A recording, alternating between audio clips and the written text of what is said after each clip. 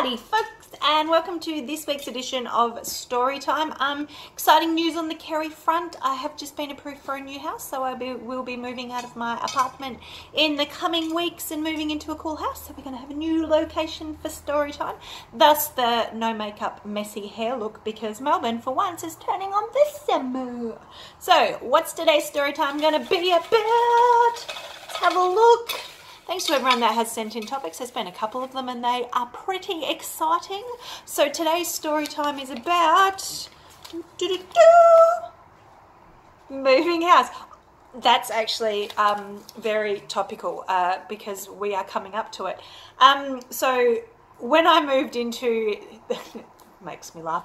When I moved into this apartment, I moved on New Year's Day, which is not ideal at all by any stretch of the imagination, but that's just the way that it worked out. And the New Year's Eve before that, Manic, which is good friends of mine, had a big party. They know how to party.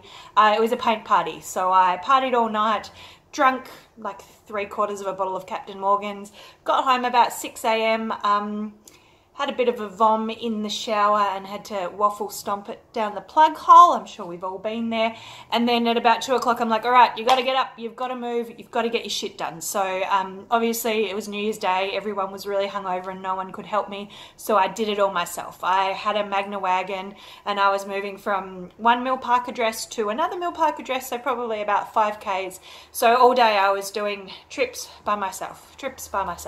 And I have a lot of wood furniture. A little known fact about me, I'm actually allergic to wood. So my hands swelled up and my arms swelled up and it was a little bit of a disaster. But still got it all done. I had one load to go and that was my fridge and my washing machine. So I went to go back to my old house to pick it up. And when I got into the car park, I realized that I did not have the keys for this building that I'm living in now. So I was locked inside the car park. I couldn't get out of the car park because I didn't have the buzzer to the keys, which was on the bench just here.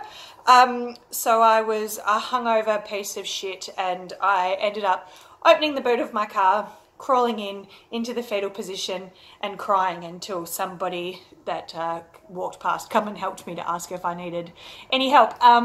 Yeah, so that's the good way to meet your neighbours. You've locked yourself out and you're crying in your boot because you're so hungover you want to die.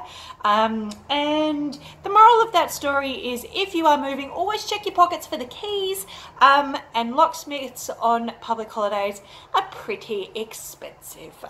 So fingers crossed this coming move, nothing like this happens and we can cruise through it easily and without any hassles. I actually think I'm going to hire removalists because I don't like lifting stuff. I'm not very strong despite what it looks like. Anyway, that's all for today's story time. With love and moving house, Miss K.